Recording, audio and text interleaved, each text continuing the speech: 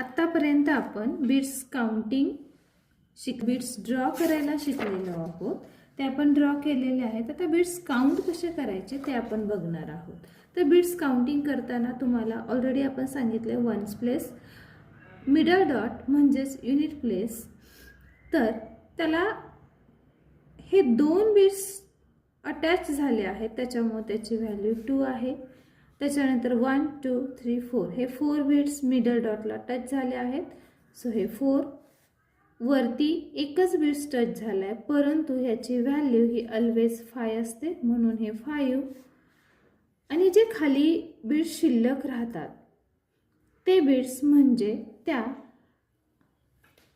बिट्सची व्हॅल्यू नाही आहे, ते आपल्याकडचे एक्स्ट्रा बिट्स आहेत. त्याच्यानंतर आपल्याला हे 5 6 आणि 7. आता आपण 10 प्लेसला आपण सेम असेच बिट्स काउंटिंग करणार आहोत. युनिट प्लेस आणि 10 प्लेस किंवा वन्स टेन्स 1 2 3. देन हा जो आपला व्हॅल्यू बार आहे ह्या व्हॅल्यू बारला 1 बिट्स चिटकलेला आहे आणि तो पण काय आहे 10 प्लेस आहे त्याच्यामुळे हा वाला 1. सो 13. त्याच्यानंतर 31 4 आणि 4 बिट्स चिटकलेले आहेत त्याच्यामुळे हा 44. 2 आणि 3 म्हणजेच 23.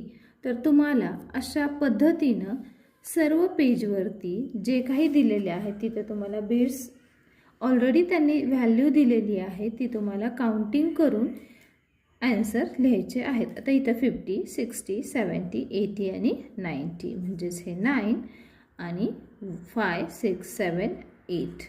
व्हॅल्यू किती तयार झाली 98. हा बिट्स आहे ह्याला सध्या तरी व्हॅल्यू नाही. कोणताही बिट्स जेव्हा व्हॅल्यू बारला टच झालेला असतो त्याच वेळेस त्याची व्हॅल्यू तयार होते.